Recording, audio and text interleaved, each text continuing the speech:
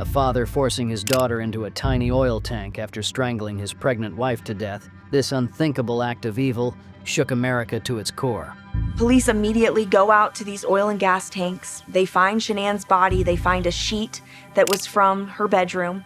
They find that there's evidence the girls are inside these tanks. And they have the terrible task of now trying to get these little girls out of oil tanks. My daddy is a hero. He helps me grow up strong. The story began like countless others, a missing wife and 2 young children. It stirred such a reaction in the community. There was a thirst and a curiosity for any and every detail. Shanann Watts and her 2 girls, 3 and 4 years old, are all missing.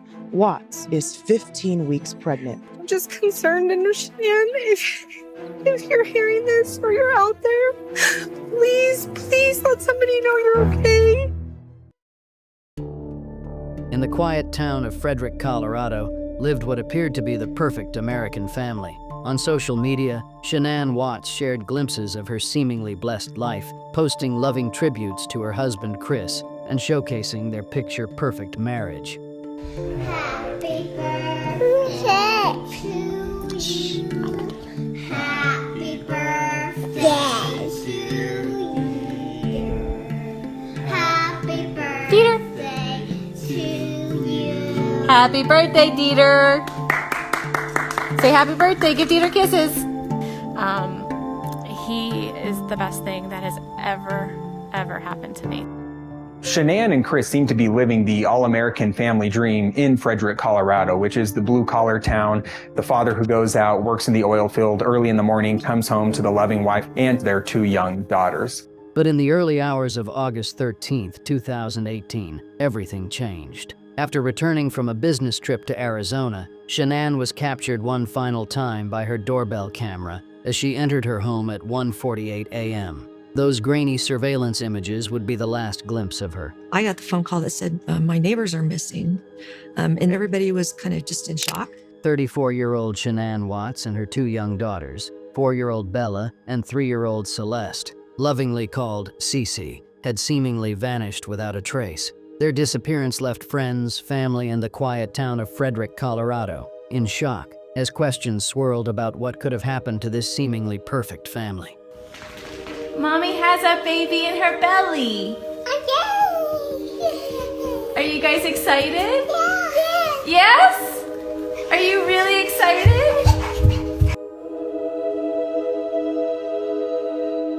I always thought everything was great, fine, and wonderful. Nobody was aware that there was any marital problems. Behind the social media facade, the Watts family was crumbling under the weight of financial distress. They had filed for bankruptcy, drowning in nearly $70,000 of debt, a stark contrast to the prosperity they portrayed online. Cece and Bella later, and we'll do the Here We Go Steelers chants, because they love it. I think there was a lot of things going on behind closed doors, especially with her husband and the family dynamic that she just couldn't fix.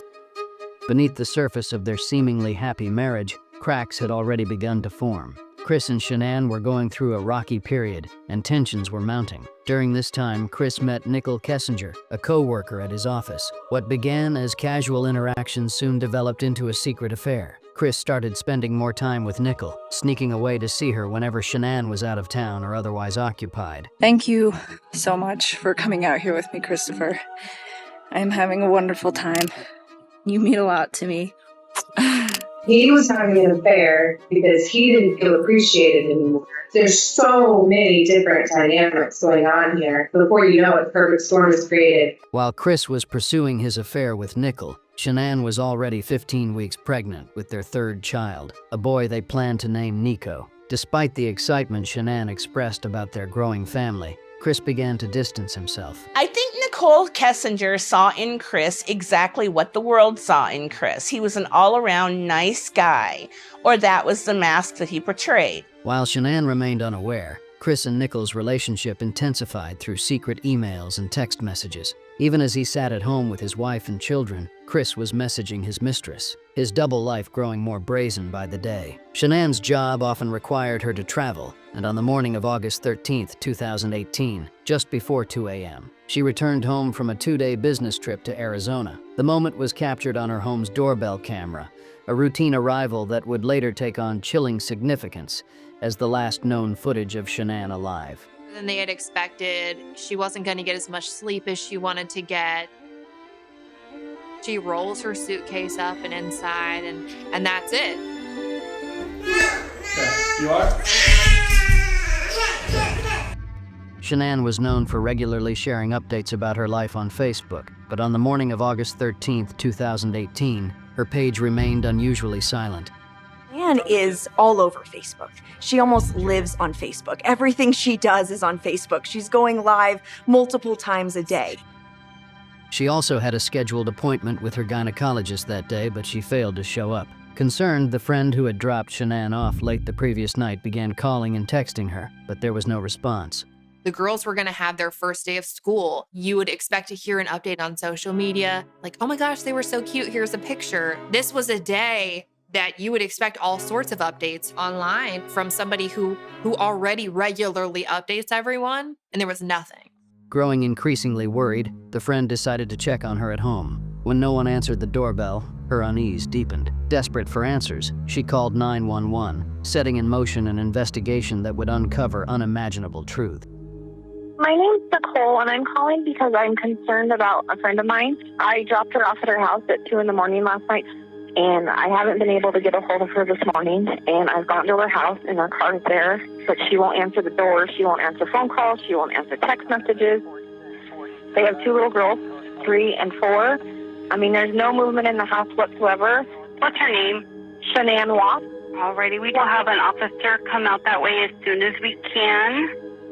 I would just advise you, to not try to make entry into the house or anything like that. The police officers wear a camera so that they can document the conversations between a suspect or witness. I'm sent these police cams to analyze them to be able to detect whether the person has suspect behavior or demeanor. An hour after the 911 call, Chris arrived from his work site at Anadarko Petroleum, appearing calm and collected as police were already at his home. Scott, how you doing? How's it going?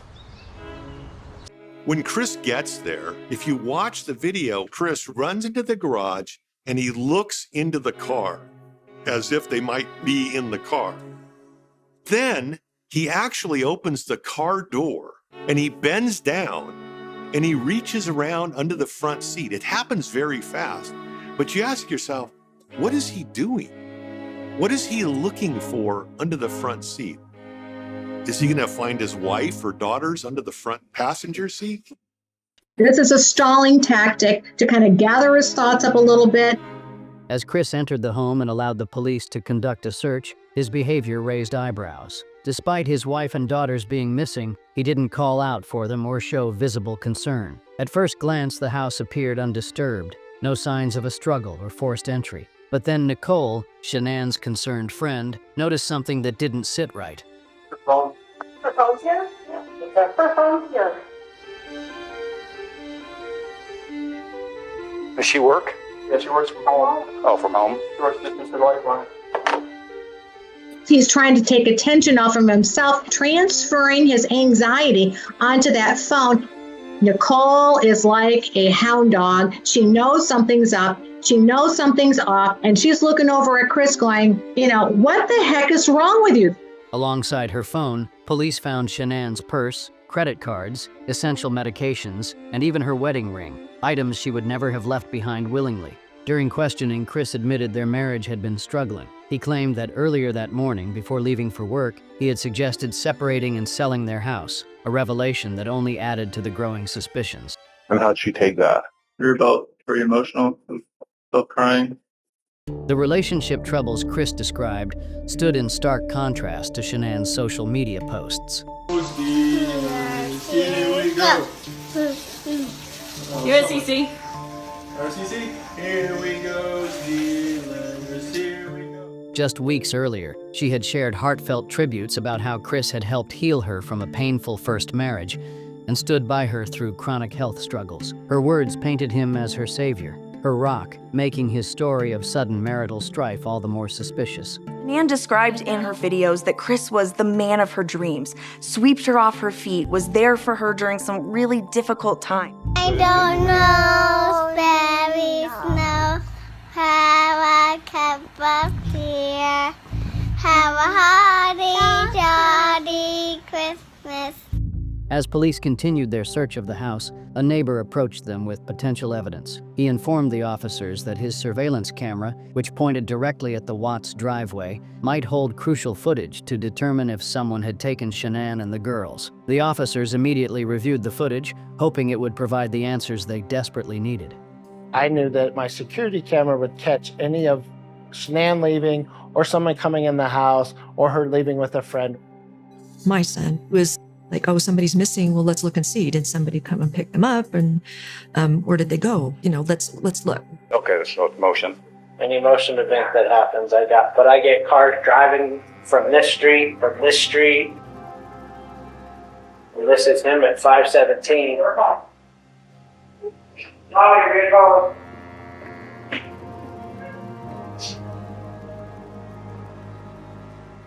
We usually park out there on the side and get everything and be easier to lug everything out there, all the tools that I had to bring in.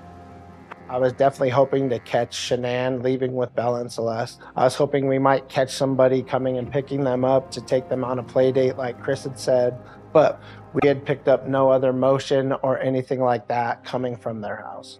If there was any sort of action out there, His cameras, I would have got it. like Right. we had issues the other week when people were stealing stuff out of like garages and stuff like that, and I had parked my truck. I had here. to park right here. Yeah.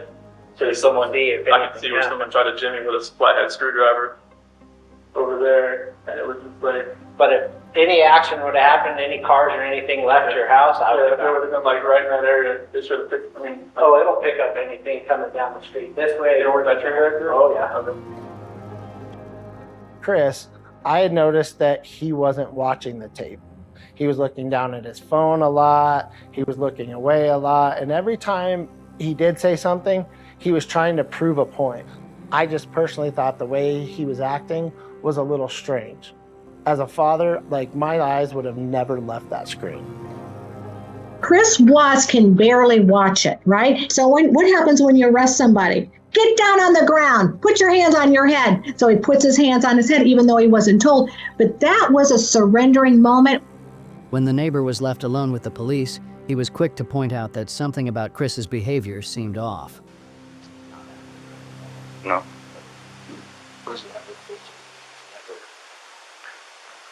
Back and forth. He never talks. So the fact that he's over here blabbing his mouth makes me kind of suspicious.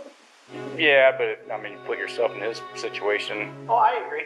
As the search for Shanann and her daughters continued through the night, authorities ramped up their efforts. By the next day, police distributed flyers throughout the area, hoping to spread awareness and gather leads. As word spread, local news outlets quickly picked up the story, turning the mysterious disappearance into a headline that gripped the community. So you can give me your first and last name. Chris Watts, W-A-T-T-S. Do you think she just took off? Do you think? I mean, right now, I don't even want to just like throw anything out there. Like, I hope that she's somewhere safe right now and with the kids. But I mean, because she just taken off, I don't know. But if somebody has her and they're not safe, like, I want them back now. I mean, this might be a tough question, but did you guys get into an argument before? Should that? It wasn't like an argument. We had an emotional conversation, but I'll leave it at that. But I just want them back. Well, police really don't have a lot of information right now. We do know that this neighborhood where Shanann Watts and her two little girls live is the last place that anyone saw the three missing people. I wanted to believe the best, but it just was hard to do so. And I think I interviewed neighbors after it happened, and all of them had the same reaction. Something's off here. As Watts made public appeals for his family's safe return, police began to dig deeper into the state of his marriage. Tensions between Chris and Shanann had started to surface earlier that summer when Shanann took Bella and Celeste to visit their grandparents in North Carolina. During her 6-week stay, she accused Chris of avoiding her calls and becoming distant. When the family reunited, the strain between them only grew, further unraveling the facade of a happy marriage. Bella, Cece, my dad, and I are flying to North Carolina for 6 weeks. We're gonna go spend time with our families and friends and everything else. And Chris will be coming the end of July. One day Chris can travel that long with us.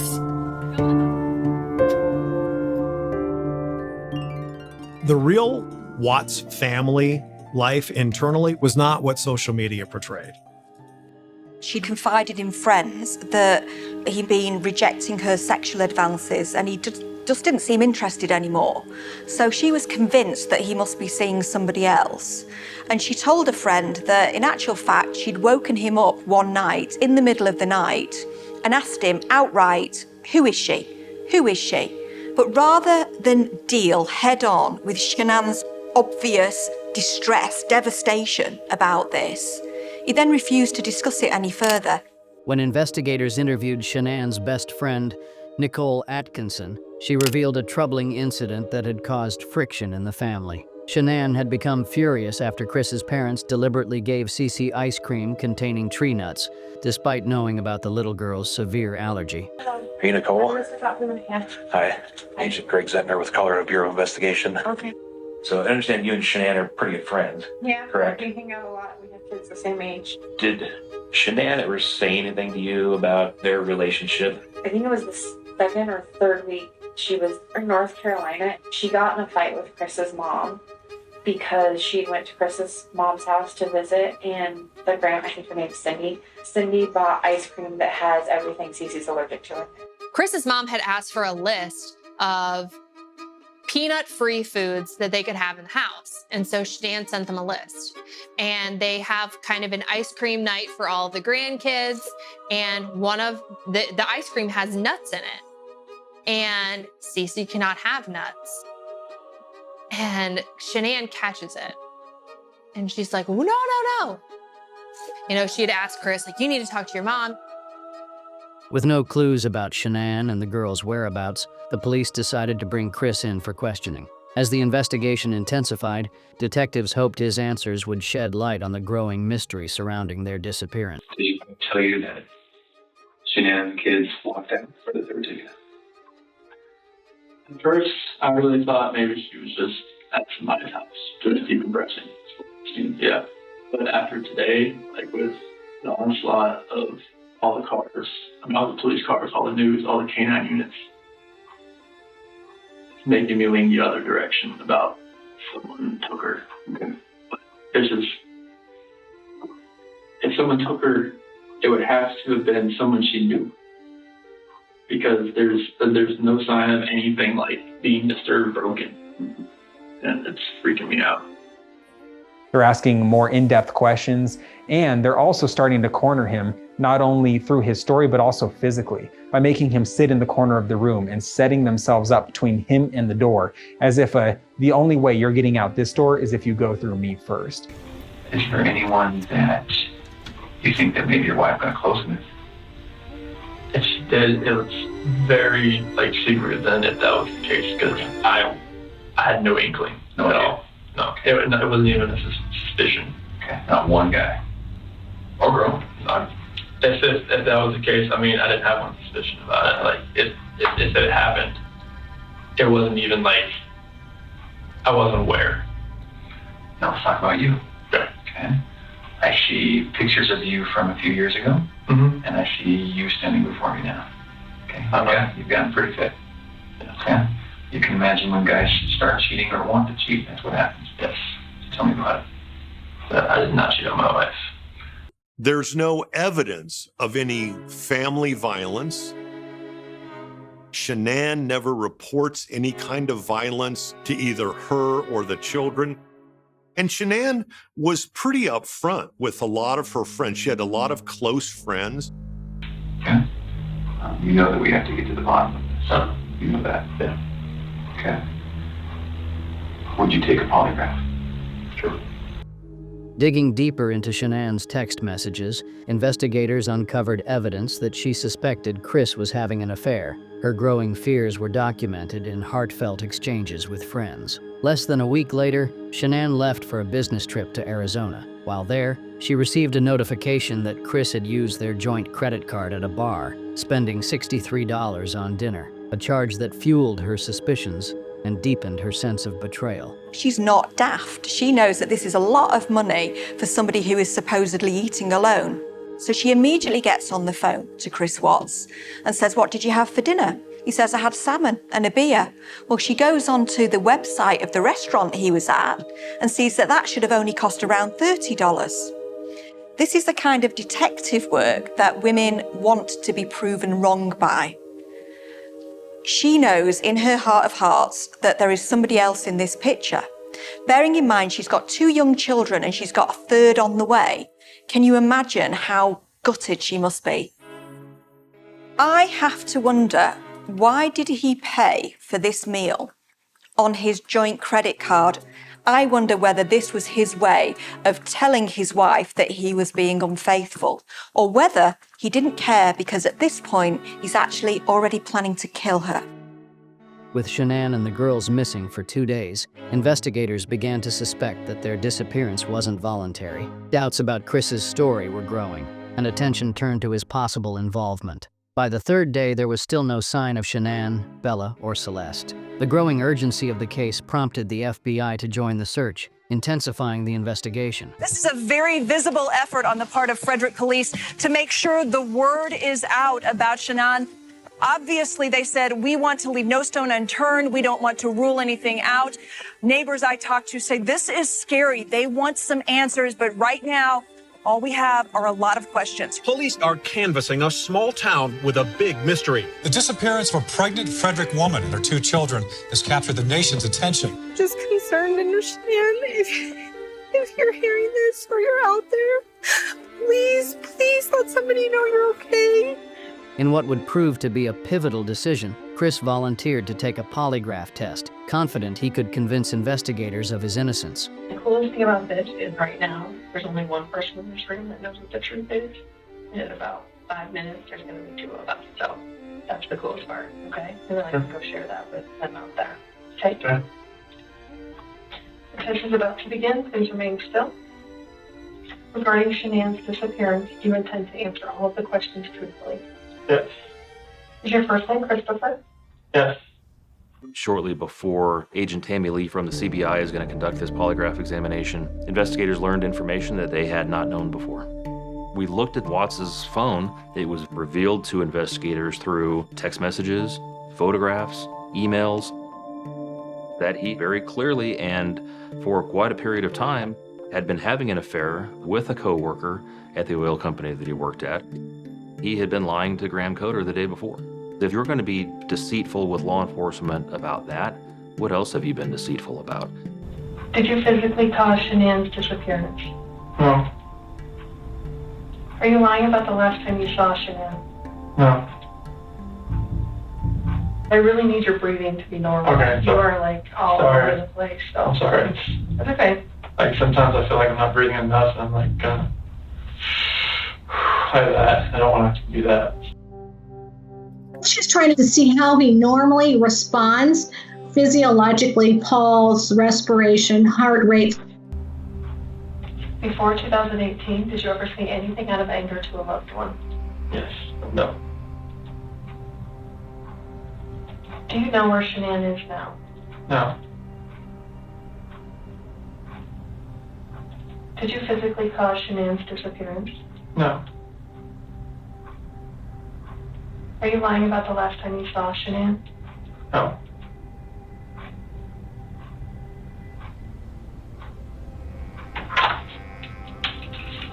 Alright, how'd you feel? Same as all of it? I think it was the same to everything. For ya. Chris fails the polygraph miserably. I think he was under immense pressure and he believed he could be convincing enough to pass it, but he was not smart enough to understand the perspective of other people. So It is completely clear that you were not honest during the testing, and I think you already know that. You did not pass the polygraph test. Okay. Okay. So now we need to talk about what actually happened. I feel like you're probably ready to do that. I didn't lie to you on that polygraph, I promise. Chris, I know. Stop. It's time. Just stop for a minute. Take a deep breath. I want you to take a deep breath right now.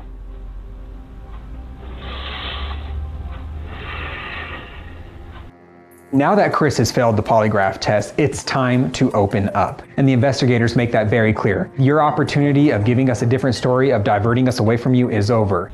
There's a reason you feel sick to your stomach. And when people hold stuff inside, it makes you physically ill. And I can just tell on your face, I could tell from the second you walked in that you were wanting to just come clean and just be done with this. And I appreciate that because you knew sitting down in that chair that you weren't going to pass today, and you knew I was going to find out because I told you that. And then you continued to stay knowing that you could, at the end, say, you know what? I just need to get this off my chest. Like, I just need to tell you what happened.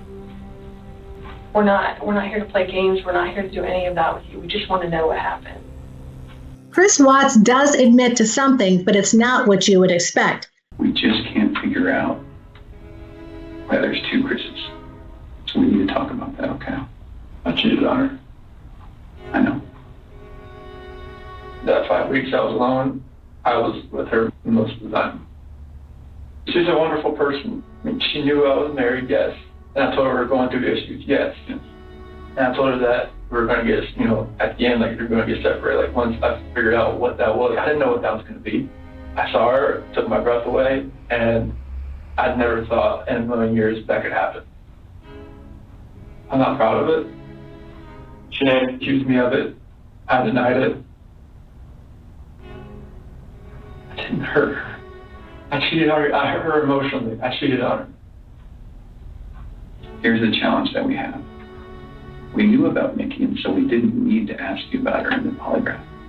I don't think this girl did anything to hurt anybody. He has no idea that I'm talking to you guys. Nobody does. Police received a phone call from a woman named Nicole Kessinger, someone who they had never heard of before.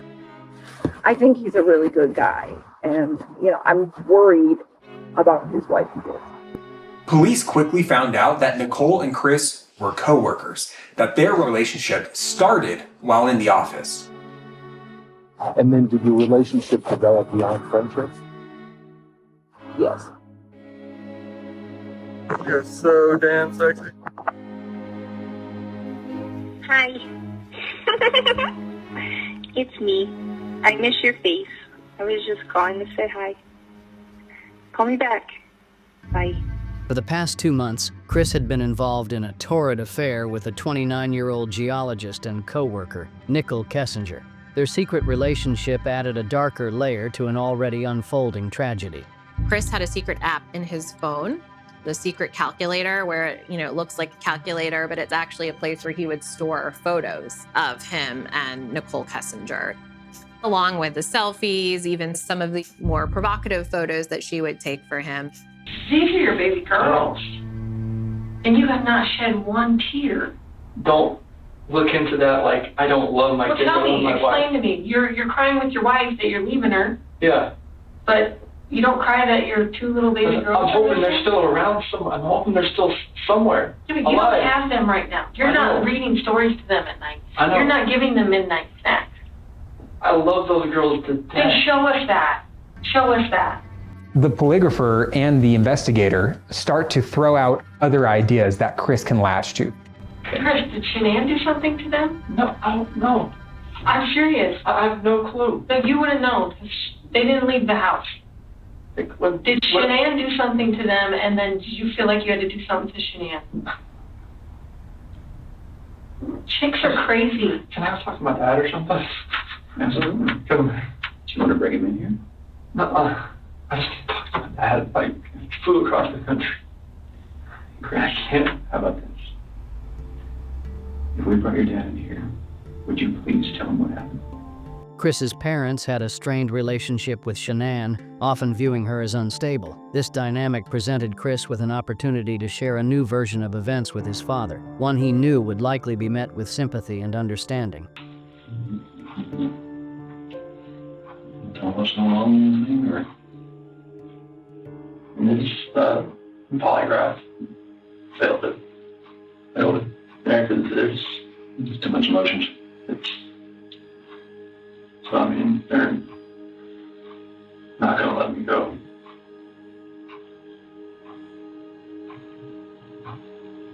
Is there any reason why they shouldn't? They know I had an affair. And they know. I can't complain about that. Anything else you want to tell me? What's going on? Or what happened or anything? If you know anything about when we had that conversation that morning, it was emotional and told her about separation and everything like that. I want to protect her. What? I want to protect her. I don't want to protect her. I don't know what else to say.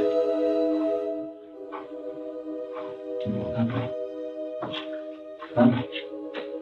She hurt him? Yeah. And well, no, I've not hurt. He blamed Shanann and said that she killed the girls, which I do not believe could even be possible. I think he wants to run this by his dad first to see if his dad sort of buys this. And then if his dad buys it, then he can, give it to the police. So she started her kids.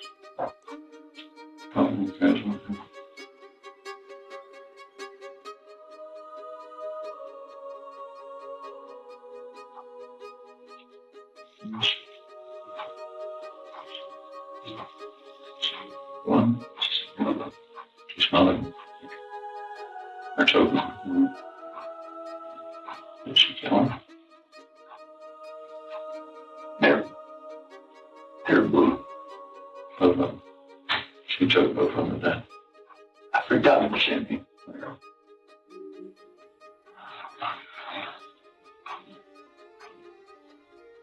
So she killed both Cece and Mom.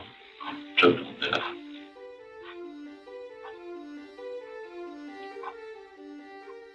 Lost it and choke her. This is rage. I'm hiding.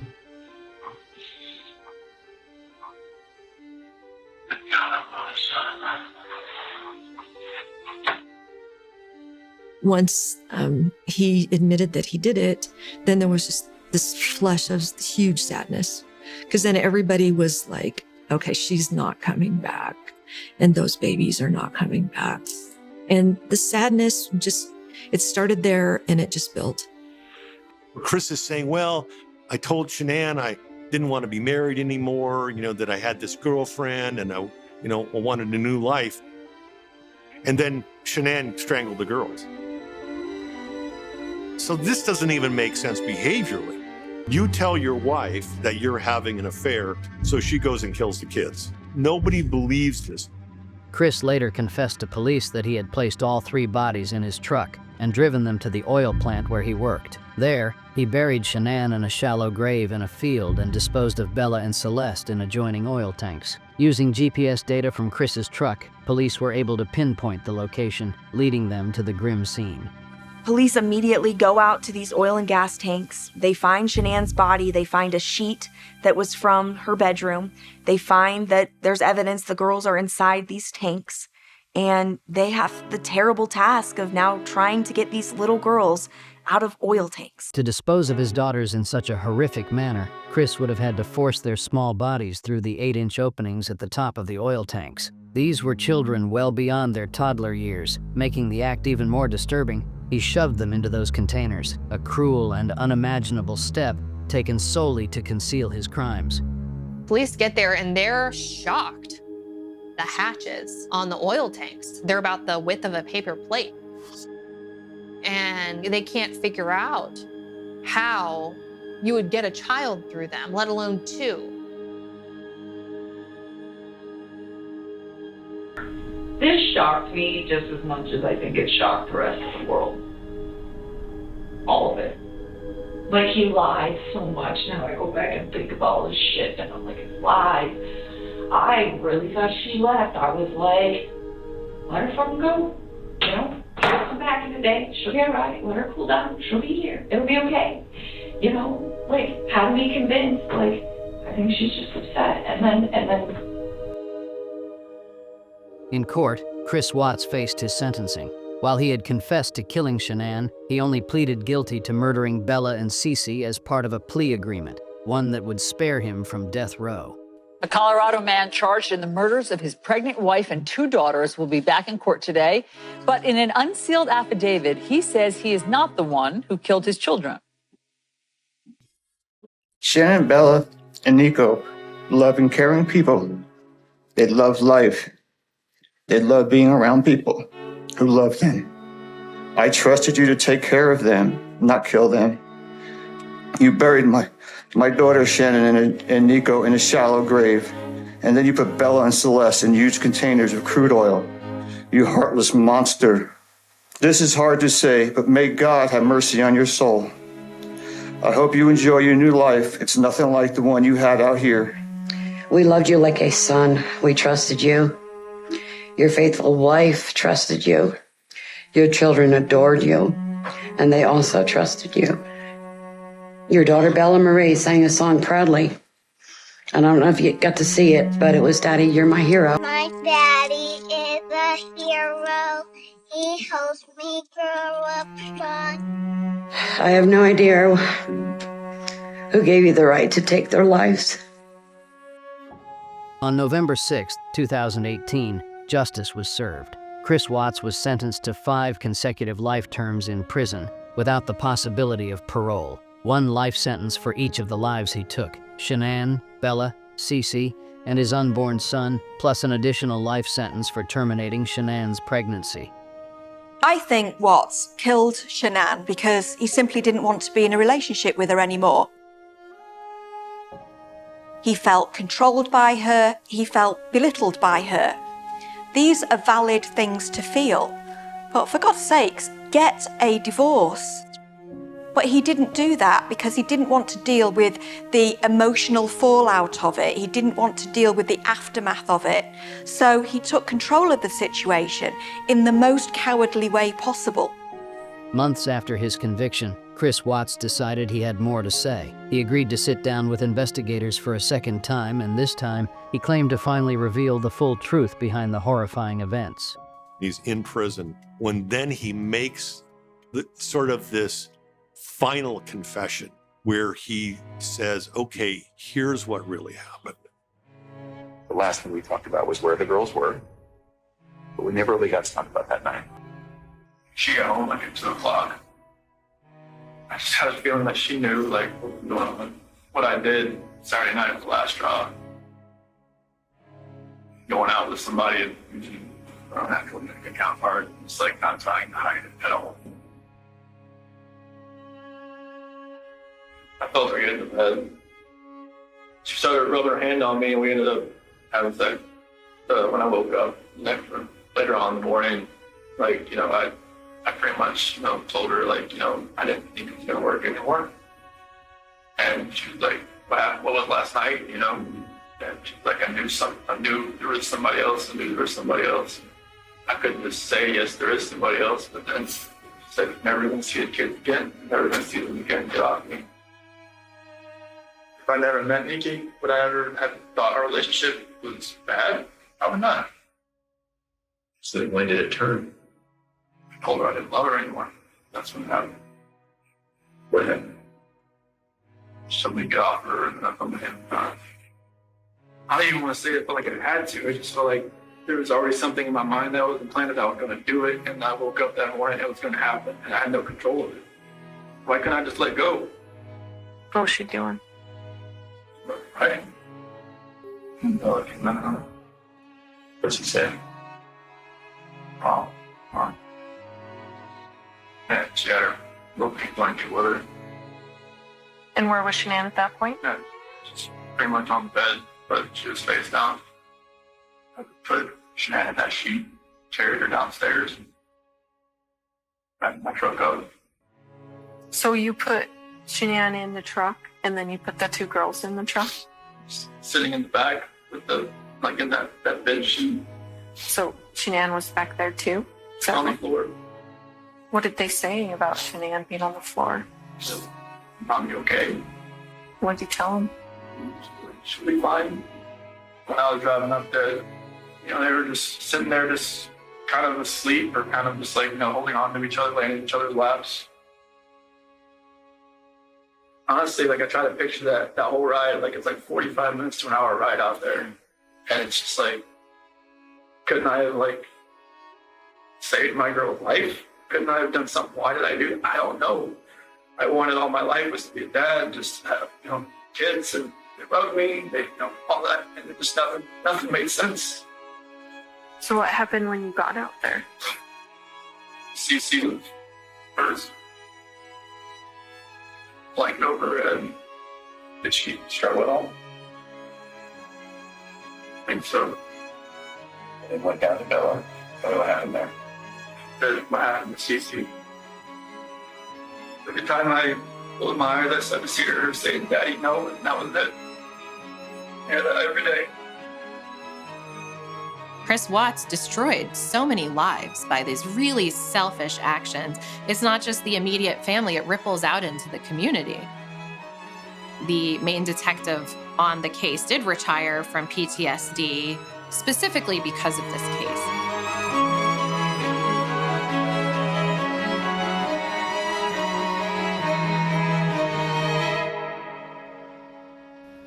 Hi. It's me.